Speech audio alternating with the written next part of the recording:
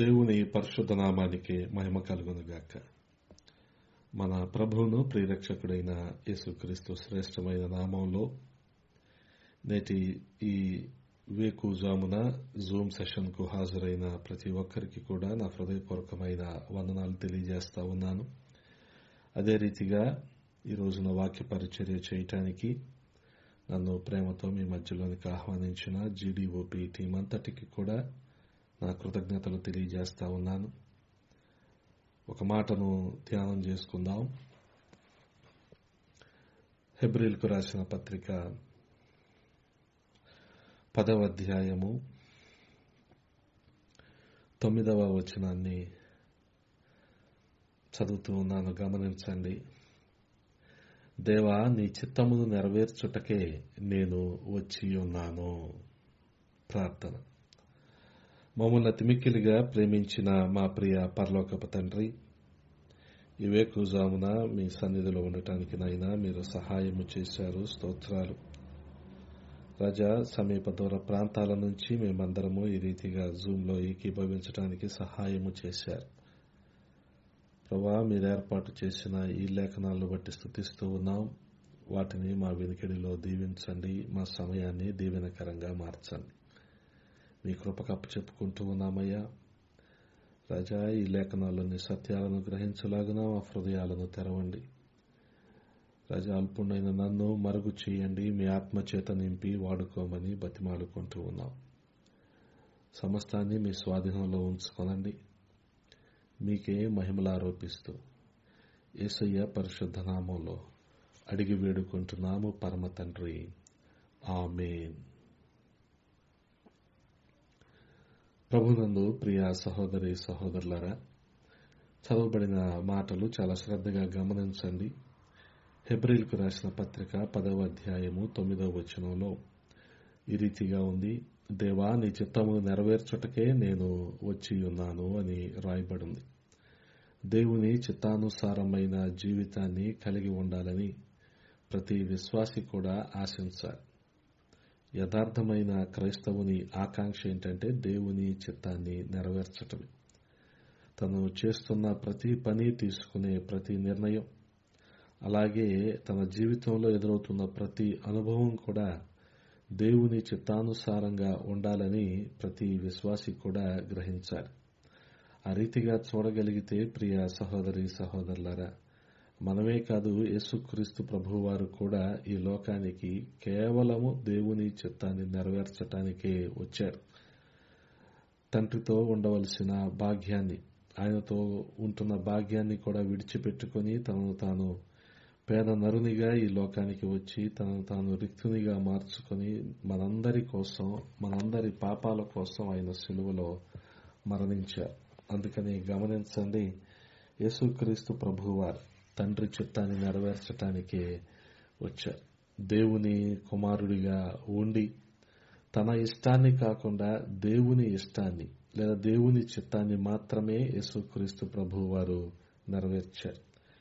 దేవుని కుమారుడై ఉండి చనిపోయిన 3 రోజులైన తరువాత కూడా తిరిగి జీవింపజేసిన దేవుడై ఉండి తన ఇష్టాన్ని కాకుండా, తన ఇష్ట ప్రకారం కాకుండా దేవుని చిత్తాన్నే యేసుక్రీస్తు ప్రభువారు నెరవేర్చారు.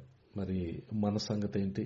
అందుకనే దేవుని చిత్తాన్ని మనం జరిగిస్తున్నామా లేదా అన్నది ఎప్పటికప్పుడు మనల్ని మనం పరిశీలన చేసుకుంటూ ఉండాలి. ఏది దేవుని చిత్తమో ఏది కాదో మనం ఎప్పటికప్పుడు గ్రహిస్తూ ఉండాలి. లేదంటే మన ఇష్ట ప్రకారము చేసి అదే దేవుని చిత్తం అనుకునే మరి ఆ పరిస్థితుల్లో కూడా మనుషులు ఉండే అవకాశం ఉంటుంది. చూడగలిగితే ప్రియ సహోదరి సహోదరులారా, దేవుని చిత్త ప్రకారం కాకుండా, దేవునికి లోబడకుండా లోకాన్ని వెంబడిస్తున్న వారు ఈ లోకంలో చాలా మంది ఉన్నారు. ఈ లోకంలోనే తిరుగుతూ, ఈ లోకంలోనే బ్రతుకుతూ, ఈ లోకాశల్లో పడి బ్రతుకుతూ. కాబట్టి గమనించగలిగితే యోహాను రాసిన పత్రిక మొదటి పత్రికలో 2వ అధ్యాయం 17వ వచనంలో ఈ రీతిగా రాయబడింది. లోకమును దాని ఆశయు గతించిపోవచ్చున్నవి గాని దేవుని చిత్తమును జరిగించువాడు నిరంతరమును నిలుచును. గమనించండి, లోకమును దాని ఆశయు గతించిపోవచ్చున్నవి గాని దేవుని చిత్తమును జరిగించువాడు నిరంతరము నిలుచును. ఈ లోకము దాని ఆశ, అందుకని ఈ లోకంలో ఉన్నదంతా శరీరాశ, నేత్రాశ, జీవపు డంబము అని మనం చదువుతూ ఉన్నాం. చూడగలిగితే ఇవన్నీ కూడా ఒకానొక రోజుకి అన్నీ కూడా గతించిపోతాయి. కానీ దేవుని చిత్తాన్ని ఏ వ్యక్తి అయితే జరిగిస్తాడో, దేవుని ఇష్ట ప్రకారం ఏ వ్యక్తి అయితే జీవిస్తాడో, దేవుని వాక్యాన్ని ఏ వ్యక్తి అయితే అనుసరించి నడుచుకుంటాడో ఆ వ్యక్తి ఖచ్చితంగా జీవిస్తాడు, నిరంతరము జీవిస్తాడు. అటువంటి నిరీక్షణను మనం కలిగి ఉండాలి.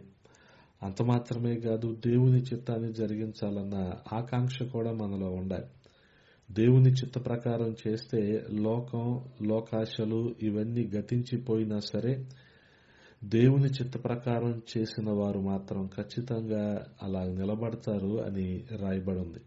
అందుకనే పౌలపోస్తలుడు కూడా రోమీలకు రాస్తూ అంటాడు, 12వ అధ్యాయము 2వ వచనంలో, మీరు ఈ లోక మర్యాదను అనుసరింపక ఉత్తమమును అనుకూలమును సంపూర్ణమై ఉన్న దేవుని చిత్తమేదో పరీక్షించి తెలుసుకొనున్నట్లు మీ మనసు మారి నూతన మగుట వలన రూపాంతరము పొందుడి అంటున్నాడు. గమనించండి, ఈ లోకము, ఈ లోకాశలన్నీ కూడా గతించిపోయాయి. అందుకనే వీటిని మనం అనుసరించకూడదు అని పౌలపోస్తలుడు చాలా సూటిగా మనకి హెచ్చరిస్తూ ఉన్నాడు. అందుకనే ఈ లోక మర్యాదను అనుసరించకుండా, లోక మర్యాద, లోకం పోకడ ఏ రీతిగా ఉందో దాన్ని మనం అనుసరించకుండా ఏది ఉత్తమమో, ఏది అనుకూలమో, ఏది సంపూర్ణమై ఉన్న దేవుని చిత్తమో దాన్ని మనము పరీక్షించి తెలుసుకొని ఆ రీతిగా మనం దేవుని చిత్తాన్ని నెరవేర్చవలసిన వారమై ఉన్నాం. దేవుని చిత్తంలో మనం కొనసాగవలసిన వారమై ఉన్నాం. కాబట్టి ప్రియ సహోదరి సహోదరులారా, ఈ లోక మర్యాద, లోక పోకడ, అంటే ఈ లోకంలో ఉన్న ఆచారాలు వారు చేస్తున్నారు కదా అని మనం కూడా చేయటం, వారు ఆ రీతిగా ఉన్నారు కదా అని మనం కూడా ఉండటం. కానీ ప్రభు మనల నుంచి ఆశించేది ఏంటంటే ఈ లోక మర్యాదను మనం అనుసరించకూడదు అని. ఎందుకనంటే ఆయన మనలని తన స్వరక్తం ఇచ్చి కొనుక్కున్నాడు. ఈ లోకం నుంచి మనల్ని వేరు చేసి ప్రత్యేకించుకున్నాడు. తన కోసము మనం జీవించేలాగున మనల్ని ఆయన ప్రత్యేకించుకున్నాడు. కాబట్టి ప్రత్యేకించబడిన వారు ప్రత్యేకంగానే ఈ లోకంలో ఉండాలి. ఆ రీతిగా ఈ లోకాశల నుంచి వేరైపోయిన వారు వేరుగానే, అనగా ప్రభువులోనే ఉండాలి. గాని ఈ లోక మర్యాదను, ఈ లోకానుసారమైన జీవితాన్ని మనము జీవించటానికి వీల్లేదు. అందుకనే యేసుక్రీస్తు ప్రభువారు చాలా సందర్భాలలో శిష్యులకి బోధిస్తూ, అదే రీతిగా జనసమూహాలకు బోధిస్తూ కూడా ఈ విషయాన్ని చాలా స్పష్టంగా ఆయన చెప్పారు. అందుకని ఇది ఒక ఆజ్ఞగా మనం భావించాలి. ఎటువంటి ఆజ్ఞ? గమనించండి, ఆజ్ఞ అంటే ఎంత జాగ్రత్తగా, ఎంత శ్రద్ధ కలిగి, ఎంత భక్తితో, ఎంత విధేయతతో మనం అనుసరిస్తామో ఆ రీతిగా ఇక్కడ ఈ లోక మర్యాదని విడిచిపెట్టేయండి అని, ఉత్తమము, అనుకూలము, సంపూర్ణమైన దేవుని చిత్తాన్ని జరిగించండి అనే దాన్ని మనం ఒక ఆజ్ఞగా మనం భావించాలి. ఈ ఆజ్ఞ ఎల్లప్పుడూ కూడా మనం విధేయత చూపించాలి. అప్పుడు యథార్థంగా మనము ప్రార్థిస్తాము, యథార్థంగా మనము దేవుని చిత్తాన్ని జరిగించటానికి ప్రయత్నిస్తాం. కాబట్టి ప్రియ సహోదరి సహోదరులరా, దేవుని చిత్తాన్ని జరిగించటానికి అనేక సందర్భాలలో కొన్ని ఆటంకాలు మనకి ఎదురవుతూ ఉంటాయి. ఎందుకనంటే ఆత్మ ఒక రీతిగా మనల్ని నడిపిస్తూ ఉంటే శరీరము దానికి వ్యతిరేకంగా మనల్ని నడిపించడానికి ప్రయత్నిస్తూ ఉంటుంది. అందుకని ఈ శరీరాన్ని మనం అధిగమించాలి లేదా జయించాలి. దాన్ని బట్టే ఆత్మను మనం అనుసరించి నడుచుకోగలం. కాబట్టి ప్రియ సహోదరి సహోదరులారా, చూడగలిగితే ఒక మాటను చదువుతూ ఉన్నాను. ఎఫెసీయులకు రాసిన పత్రికలో 5వ అధ్యాయము 17వ వచనంలో ఈ రీతిగా రాయబడింది. ఇందు నిమిత్తము మీరు అవివేకులు కాక ప్రభువు యొక్క చిత్తమేమిటో గ్రహించుకొనుడి, మరియు మద్యముతో మత్తులై ఉండకుడి, దానిలో దుర్వ్యాపారము కలదు, అయితే ఆత్మపూర్ణులై యుండుడి. గమనించండి, ఆత్మపూర్ణులై యుండుడి. చూడగలిగితే ఆత్మపూర్ణులుగా ఉండాలనేదే దేవుని చిత్తం. మనం ఆత్మచేత నింపబడాలనేదే దేవుని చిత్తం. కాబట్టి మన ఇష్టాన్ని నెరవేర్చుకుంటూ మన మనసు చెప్పిన, మన ఆలోచనలు గ్రహించిన విషయాలకు అనుగుణంగా మనం వెళ్ళిపోతూ, అంటే మన స్వచిత్తాన్ని చేస్తూ దేవుని చిత్తం చేస్తున్నామనే భావనలో మనం ఉంటే గనక మనం అవివేకులం. అందుకనే మీరు అవివేకులు కాక ప్రభు యొక్క చిత్తం ఏదో గ్రహించుకోండి అని పౌలపోస్తలుడు చాలా స్పష్టంగా మాట్లాడుతూ ఉన్నాడు. మద్యము అల్లరి పుట్టిస్తుంది, మద్యము వెక్కిరింతల పాలు చేస్తుంది. ఆ రీతిగా ఈ మద్యము ఆ మత్తు చేత నింపబడినట్టుగా కాకుండా ఆ మత్తులో మనిషి ఏం చేస్తాడో తెలియదు. అలాగే ఈ రోజు కూడా మద్యమనే కాకపోయినా అనేక రకాలైన మత్తులో మనుషులు ఉంటున్నారు, విశ్వాసులు ఉంటున్నారు. ప్రాముఖ్యంగా అది సంపాదన అనే మత్తు కావచ్చు, అధికారం అనే మత్తు కావచ్చు, కులం అనే మత్తు కావచ్చు, లేకపోతే వ్యక్తిగత ప్రయోజనాలనే మత్తు కావచ్చు, వ్యక్తి పూజ అనే మత్తు కావచ్చు. ఈ మత్తులోనే ఉండిపోతున్నారు. కానీ ప్రభువు మనల నుంచి కోరుకునేది ఏంటంటే మనము ఆత్మపూర్ణులుగా ఉండాలి. ఆ మత్తుతో మనం నింపబడటం కాదు, కానీ దేవుని ఆత్మచేత నింపబడాలనేదే దేవుని చిత్తం. అందుకే ఆత్మపూర్ణులై ఉండటమే దేవుని చిత్తం. దేవుని చిత్తాన్ని గుర్తించిన ప్రతి ఒక్కరూ కూడా గమనించండి, దేవుని చిత్తాన్ని చేస్తారు, అలాగే ఆత్మతో నింపబడతారు. ఆ రీతిగా ఆత్మానుసారంగా నడుచుకుంటారు. దేవుని చిత్తాన్ని గుర్తించలేని వారు, తమ ఇష్టాన్నే దేవుని చిత్తం అని భ్రమపడేవారు అవివేకులంట. గమనించండి, అవివేకులు కదా. అందుకనే ఈ వాక్య భాగం దేవుని చిత్తాన్ని గుర్తించని వారిని ఏమంటుందంటే అవివేకులని పిలుస్తుంది. మరి మనం అవివేకులమా, వివేకం కలిగిన వారమా? దేవుని చిత్తాన్ని మనం పరీక్షించి తెలుసుకుంటున్నామా? ఆ రీతిగా తెలుసుకోవటానికి వివేచన ఖచ్చితంగా దేవుడు మనకివ్వాలి. గమనించండి, రక్షించబడిన వ్యక్తి ఆత్మపూర్ణుడై జీవించాలన్నదే దేవుని చిత్తం. మునుపటిలాగా ఆ మత్తులో ఈ మత్తులో, ఆ మైకంలో ఈ మైకంలో, అధికారం అని, వ్యాపారం అని, ధనం అని, ఇటువంటి వాటిల్లో పడి ఆత్మను నిర్లక్ష్యం చేసి ఆత్మానుసారంగా జీవించకుండా, మరి దేవునికి అప్పగించుకోకుండా ఈ లోకంలో పడి జీవించేవారు గమనించండి, ఒకనాటికి ఇవన్నీ కూడా గతించిపోతాయని మనం చదువుతూనే ఉన్నాం. కాబట్టి మనము వాటన్నిటికీ అప్పగించుకోకుండా, అటువంటి మత్తులో మనం పడిపోకుండా ఆత్మపూర్ణులుగా ఉండటమే దేవుని చిత్తము. అంటే మనల్ని మనం సంపూర్ణంగా నియంత్రించుకునేలాగా పరిశుద్ధాత్మ నడిపింపుకు మనం అప్పగించుకోవాలి. అప్పుడే ఆయన స్వాధీనంలో మనం ఉంటాం, ఆయన నియంత్రణలో మనం ఉంటాం, ఆయన కంట్రోల్లో మనం ఉంటాం. కాబట్టి ప్రియ సహోదరి సహోదరులారా, చూడగలిగితే పరిశుద్ధాత్మ నడిపింపుకు మనల్ని మనం అప్పగించుకోవాలన్నదే, ఆయన ఆత్మచేత నింపబడాలన్నదే దేవుని చిత్తమై ఉంది. అదే రీతిగా మనం చూడగలిగితే పౌలపోస్తలుడే తెస్సలోనిక సంఘానికి తన మొదటి ఉత్తరంలో రాస్తూ అంటాడు, 4వ అధ్యాయము 3వ వచనంలో అంటున్నాడు, మీరు పరిశుద్ధులగుటయే అనగా జారత్వమునకు దూరముగా ఉండుటయే దేవుని చిత్తము అంటున్నాడు. గమనించండి. అదే రీతిగా మీలో ప్రతివాడును దేవుని ఎరుగని అన్యజనుల వలె కామాభిలాషయందు కాక పరిశుద్ధతయందు ఘనతయందును తన తన ఘటమును ఎట్లు కాపాడుకొనవలెనో అది ఎరిగియుండుటయే దేవుని చిత్తము. గమనించండి, పరిశుద్ధులై ఉండటమే, పరిశుద్ధంగా జీవించటమే దేవుని చిత్తం.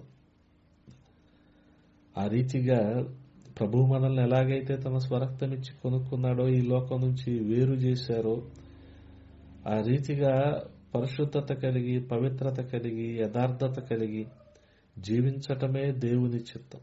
రక్షించబడి పరిశుద్ధాత్మకు ఆలయంగా ఉండవలసిన ప్రతి వ్యక్తి ఇది గ్రహించాలి.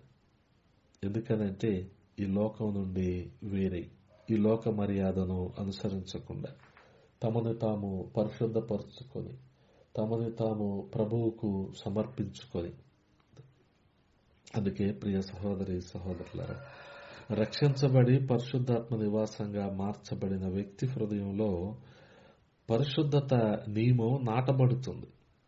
కాబట్టి దేవుని చిత్తానుసారంగా పరిశుద్ధపరచబడటానికే అతడు మొగ్గు చూపుతాడు. అపవిత్రతను అసహించుకునే వ్యక్తిగా ఉంటాడు. ఇంకా అపవిత్రతను అసహించుకోవటం లేదు, లోక మర్యాదలు ఇంకా ప్రియంగా ఉన్నాయి అంటే ఇంకా రక్షించబడలేదు, ఇంకా పూర్వస్థితిలోనే ఉన్నాము అని అర్థం. గమనించండి. ఇంకా అవన్నీ మనకి గొప్పగా కనపడుతున్నాయి. ఆ లోక విషయాలే మనకి మొదటి ప్రాధాన్యత లాగా కనపడుతున్నాయి. ప్రభు విషయాలన్నీ అసలు లీస్ట్ ప్రయారిటీ లాగా కనపడుతున్నాయి అనుకునేటట్టయితే ఇక మారు మనసు లేదు, రక్షించబడలేదు అని అర్థం. ఇంకా పూర్వస్థితిలోనే ఉన్నాము అని సందేహించటానికి అవకాశాలున్నాయి. కాబట్టి చూడగలిగితే రక్షించబడిన ప్రతి వ్యక్తి కూడా పరిశుద్ధపరచబడే ప్రక్రియను తను అనుభవిస్తాడు. వాటన్నిటి మీద, లోకాశల మీద, లోక పోకడల మీద జయం పొందుకున్న అనుభవాన్ని పొందుకుంటాడు. అలాగే ఈ లోకంతో వేరే ప్రత్యేకించబడిన జీవితాన్ని కలిగి ఉండటానికి తను చేసే ప్రయత్నాలన్నిటిలో కూడా ప్రభు సహాయాన్ని కోరుకుంటాడు.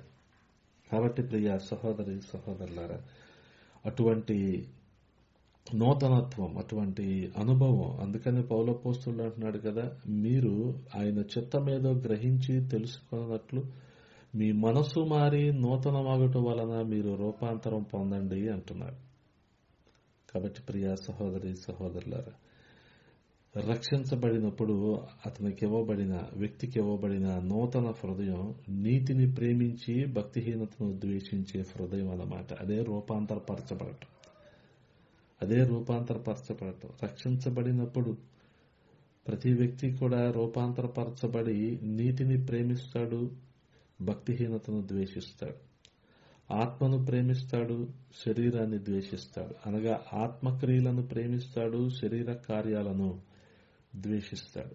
దేవుణ్ణి ప్రేమిస్తాడు, లోకాన్ని ద్వేషిస్తాడు. అటువంటి హృదయం లేకపోతే పరిశుద్ధత సంబంధమైన, పవిత్రతకు చిహ్నమైన దేవుని చిత్తానికి లోబడడు. అది ఇంకా జరగని పని. కాబట్టి ప్రియ సహోదరి సహోదరులారా, మనం ఆత్మపూర్ణులుగా ఉండాలనేది దేవుని చిత్తం. మనం పరిశుద్ధులుగా ఉండాలనేది దేవుని చిత్తం. అంత మాత్రమే కాదు, పేతురు రాసిన మొదటి పత్రిక 2వ అధ్యాయము 15వ వచనంలో ఈ రీతిగా రాయబడింది. ఏలయనగా మీరిట్లు యుక్త ప్రవర్తన గలవారై అజ్ఞానముగా మాట్లాడు మూర్ఖుల నోరు మూయుట దేవుని చిత్తము. గమనించండి, యుక్త ప్రవర్తన కలిగిన వారంగా ఉండటం దేవుని చిత్తం.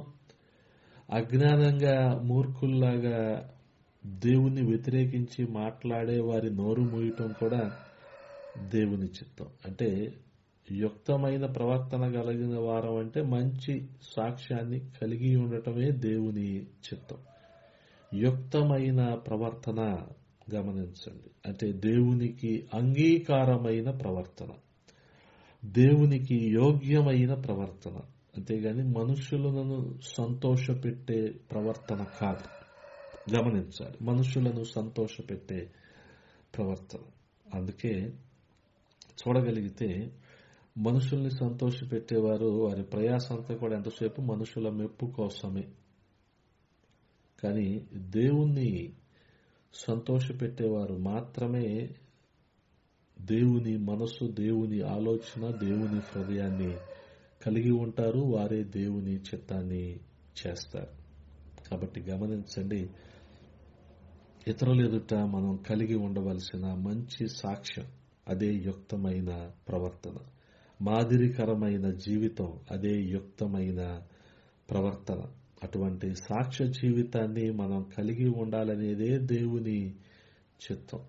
అందుకనే ఇదే పేతురు రాసిన మొదటి పత్రికలో 2వ అధ్యాయములో 12వ వచనం నుంచి ఆ అధ్యాయము చివరి వరకు మనం చదివినప్పుడు మనము మనల్ని దూషించే వారి ఎదుట మనము ఏ రీతిగా సత్ప్రవర్తన కలిగి ఉండాలి అనేది, ప్రభుత్వానికి ఏ రీతిగా మనం లోబడాలి అనేది, మనపై ఉన్న అధికారులకు ఏ రీతిగా లోబడాలి అనే విషయాలు, అందరినీ ఏ రీతిగా మనం సన్మానించాలి అనే సంగతులు, సహోదరులను ప్రేమించటం, దేవునికి భయపడటం, యేసుక్రీస్తు ప్రభువు వారు కనపరిచిన దీర్ఘ శాంతాన్ని, క్షమాగుణాన్ని మనం కలిగి ఉండటం, ఇటువంటి విషయాలన్నీ కూడా మనకి కనిపిస్తూ ఉంటాయి. వాటన్నిటిని కూడా క్రోడీకరించుకుంటే అదే యుక్తమైన ప్రవర్తన, అదే మంచి సాక్ష్య జీవితము, అదే మాదిరికరమైన జీవితం. గమనించండి, ఈ అధ్యాయం అంతటిలో మనం చూస్తున్న ఈ లక్షణాలు, ఈ గుణ లక్షణాలు మనం కలిగి ఉండటమే యుక్తమైన ప్రవర్తన. ఆ రీతిగా యుక్తమైన ప్రవర్తన కలిగి ఉండటమే దేవుని చిత్తమై ఉంది. అందుకనే ఇటువంటి యుక్తమైన ప్రవర్తన మనం కలిగి ఉన్నప్పుడు అజ్ఞానంగా మాట్లాడే మూర్ఖుల నోరు మూయించగలం. ఆ రీతిగా వారి నోరు మూయించటమే దేవుని చిత్తం కూడా. అంటే దేవునిని, పరిచర్యను, సువార్తీకరణని, సంఘాలను, ముఖ్యంగా లేఖనాలను, వాక్యాన్ని వక్రీకరించి మాట్లాడేవారు ఉంటారు చూడండి, మూర్ఖుల్లాగా అజ్ఞానంతో మాట్లాడేవారు. వారి నోరు మనం మూయించటమే దేవుని చిత్తం. ఆ రీతిగా ప్రియ సహోదరి సహోదరులారా, మంచి సాక్ష్యము వలన వీటన్నిటిని మనం జయించగలము, గెలుచుకోగలము అనేది దేవుని చిత్తము. కాబట్టి ప్రియ సహోదరి సహోదరులారా, మంచి సాక్ష్య జీవితం కలిగి ఉండటం దేవుని చిత్తం. చూడగలిగితే ఆత్మపూర్ణులై ఉండాలనేది దేవుని చిత్తమని, పరిశుద్ధత కలిగి ఉండటం అనేది దేవుని చిత్తమని, మంచి సాక్ష్యము కలిగి ఉండటం దేవుని చిత్తమని, అదే రీతిగా మరొక మాటను నేను మీకు జ్ఞాపకం చేసి ముగిస్తాను. పౌలపోస్తలుడే తెస్సలోనికైలకు రాస్తూ తన మొదటి పత్రికలో 5వ అధ్యాయము 15వ వచనంలో ఈ రీతిగా మాట్లాడుతున్నాడు. 15వ వచనం మొదలు 18వ వచనం వరకు ఉన్న కొన్ని వాక్య భాగాలు అక్కడక్కడ మీకు నేను చదివి వినిపిస్తాను. ఎల్లప్పుడూ సంతోషంగా ఉండుడి, ఎడతెగక ప్రార్థన చేయుడి, ప్రతి విషయమునందును కృతజ్ఞతాస్తుతులు చెల్లించుడి. ఇలాగు చేయుట యేసు క్రీస్తునందు మీ విషయములో దేవుని చిత్తము. గమనించండి, కృతజ్ఞత కలిగి ఉండటం కూడా దేవుని చిత్తమే. ప్రియ సహోదరి సహోదరులారా, దేవుడు మనకిచ్చిన ఈ ఈవుల్ని బట్టి, మనకిచ్చిన ఈ జీవితాన్ని బట్టి, మనకిచ్చిన ఈ సమృద్ధిని బట్టి, క్షేమాన్ని బట్టి ఆయనకు ఎల్లప్పుడూ కూడా కృతజ్ఞతాస్తుతులు చెల్లించటం ఇది దేవుని చిత్తం. పరిస్థితులతో నిమిత్తం లేకుండా ఎల్లప్పుడూ ప్రభువులో ఆనందించటం, ఆయన యందు మాత్రమే మనం సంతృప్తి కలిగి ఉండటం, ఆయన్ని మాత్రమే మనము సంతోషపెట్టటం, ఆయన ఉండగా ఇక వేరెవరు మనకి అక్కరలేదనే హృదయ వైఖరి ఉంటుంది చూడండి. అది ఈ లోకానికి ఎలాగుంటుందంటే లెక్కలేనితనంగా అనిపిస్తుంది, కానీ అది క్రైస్తవుని విశ్వాసం. ఎందుకనంటే ఈ లోకం కంటే, ఈ లోకం ఇచ్చే సంతోషం కంటే ఆయన ఇచ్చిన రక్షణానందం అనేది చాలా గొప్పది. అందుకే అటువంటి రక్షణానందాన్ని పొందుకున్న వ్యక్తి ఈ లోకాన్ని పెద్దగా పట్టించుకోడు. ఈ లోకం తనకేం గొప్పగా ఏదో ఆడంబరంగా కనిపించదు తనకి. ఎందుకంటే దానికంటే గొప్ప సంతోషం రక్షించబడిన వ్యక్తిగా ఇతను కలిగి ఉన్నాడు కాబట్టి. అందుకే ప్రియ సహోదరి సహోదరులారా, ఇంకా ఏం మాట్లాడుతున్నాడు? ఎడతెగక ప్రార్థించటం అంటున్నాడు. అలాగే మనము స్వబుద్ధి మీద ఆధారపడక పూర్ణ హృదయంతో ఆయనను నమ్మి మన ప్రవర్తన అంతటిలో ఆయన అధికారానికి ఒప్పుకోవాలి అని ఎలాగైతే జ్ఞాని అయిన సొలొమోను సామెతల గ్రంథం 3వ అధ్యాయము 5వ వచనంలో మాట్లాడుతూ ఉన్నాడో, ఆ రీతిగా ఆయన మీద ఆధారపడటమే. మనం ఆయన్ని ప్రార్థిస్తున్నాము, విజ్ఞాపన చేస్తున్నాము, ఆయనని అర్థిస్తున్నాం లేదా ఆయన్ని అడుక్కుంటున్నాం అంటే ఆయన మీద మనం ఆధారపడుతున్నాం అని అర్థం. జ్ఞాని అయిన సొలొమోను ఆయనకేం తక్కువ? అన్నీ ఉన్నాయి, లోకంలో ప్రతీది అనుభవించగలడు. కానీ ఏమంటున్నాడు? స్వబుద్ధిని ఆధారం చేసుకోవద్దు, పూర్ణ హృదయంతో దేవుణ్ణి నమ్మండి, ప్రవర్తన అంతటిలో ఆయన అధికారానికి ఒప్పుకోండి అంటున్నాడు. గమనించండి. ఆ రీతిగానే మనం ప్రార్థించేటప్పుడు కొన్ని విషయాలు ఆయన అడుగుతున్నామంటే ఆయన మీద మనం ఆధారపడుతున్నాం. ఆధారపడాల్సిన అవసరం ఉంది, ఆధారపడాల్సిందే. లోకం మీద కాదు, ఆయన మీద. స్వబుద్ధి మీద, స్వనీతి మీద, స్వంత జ్ఞానం మీద కాదు, ఆయన మీదే. కాబట్టి అప్పుడే మనం ఎడతెగక ప్రార్థన చేయగలం. అంత మాత్రమే కాదు, ప్రతి విషయంలో కూడా, అన్ని విషయాలలో, అది మేలవ్వచ్చు, కీడవచ్చు, అది ఆరోగ్యం అవ్వచ్చు, అనారోగ్యం అవ్వచ్చు, అది కలిమవ్వచ్చు, అది లేమవ్వచ్చు, ఏ పరిస్థితి అయినప్పటికీ అన్ని విషయాలలో కృతజ్ఞతాస్తుతులు చెల్లించటం అనేది దేవుని చిత్తం. ఆయన చేతుల నుండి వచ్చినవన్నీ కూడా మనం అనుభవిస్తూ, ఆయన ద్వారా కలిగినవన్నీ కూడా మనం అనుభవిస్తూ, ఆయన కృతజ్ఞతలు చెప్పకపోతే ఇంతకు మించిన బుద్ధిహీనత మరొకటి ఉండదు. గమనించండి. ఆయన వల్ల కలిగినవన్నీ మనం పొందుకుంటూ, అందుకే మన నిమిత్తమే ఆయన పంపబడ్డాడు అన్నది కూడా మనం గ్రహించాలి. దాని నిమిత్తం కూడా మనం కృతజ్ఞతను కలిగి ఉండాలి. ఇటువంటి హృదయ వైఖరిని, ఇటువంటి కృతజ్ఞతా భావాన్ని మనం కలిగి ఉండటమే దేవుని చిత్తం.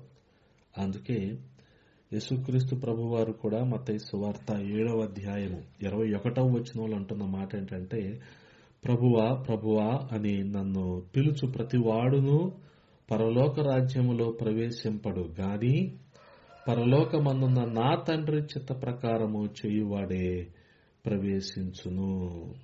గమనించండి. ఆ రీతిగా ఆయన మన హృదయాలను ఎరిగినవాడు, మన హృదయాలను పరిశీలిస్తున్నవాడు. కాబట్టి ఆయన చిత్తానికి అప్పచెప్పుకుందాం, ఆయన చిత్తాన్ని చేద్దాం. ఆ రీతిగా పరలోక రాజ్యానికి వారసులు అవుదాం.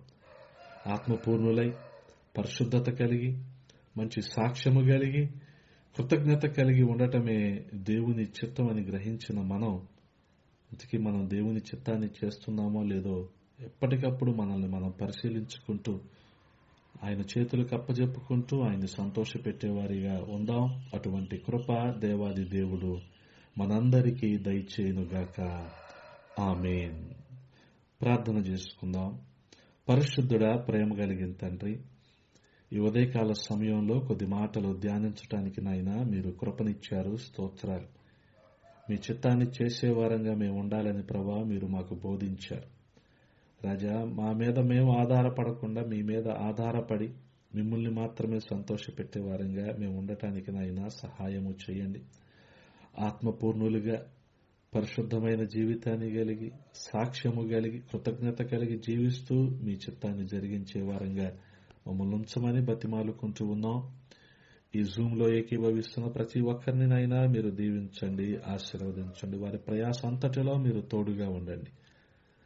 వారికి నాయన సహాయం చేయండి. అదే రీతిగా జీడీఓపీ టీంని మీ హస్తాలకు అప్పచెప్తూ ఉన్నాం నాయన.